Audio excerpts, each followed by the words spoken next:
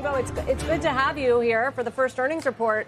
The fundamentals look strong. You saw revenue growth across the categories. Talk about what you're seeing right now from the consumer.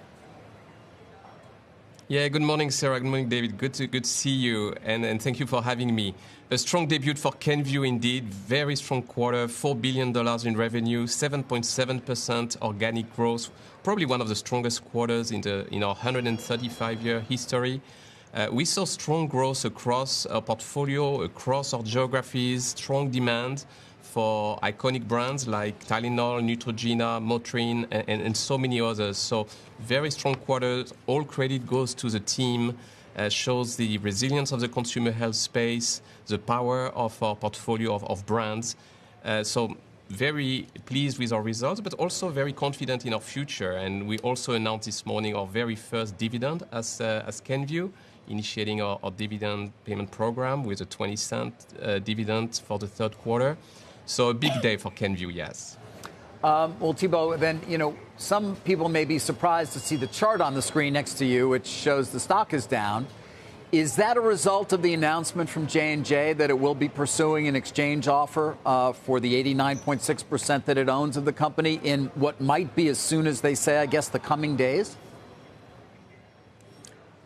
Yeah, you saw J&J's announcement this morning. So the stock price is influenced by many factors. As you know, the J&J's announcement this morning is certainly part of it. And we should expect some short-term movement between the J&J stock and the Kenvue stock during this period. What we are focused on is the fundamentals of the business. And what we demonstrated once again this quarter is that the business is strong, healthy, and we are confident in the future of Kenvue. Right. Although, listen, it's not an insignificant thing, whether it was a split off or a spinoff. It's a split.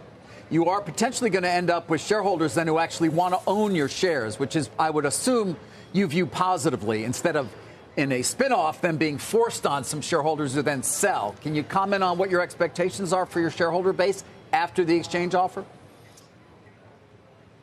Yeah, we are pleased with the way that our IPO has been received by shareholders. We see a lot of alignment among our new investors in seeing the potential of Kenvue. What I can tell you is that we are fully ready to live as a fully independent company. You see it in our second quarter results, and we are confident in our future.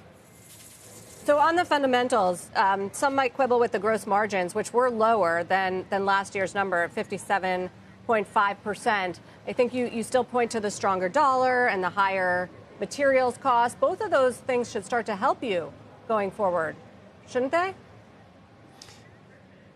Yeah, we see continued heightened inflation.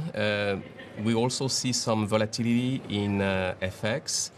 We also see, specifically for this quarter, new company costs impacting our margins. So we continue to be focused on mitigating these headwinds with efficiencies in our operations, with value realization across our portfolio. And that's what we have been doing for many years now, and we intend to continue doing moving forward.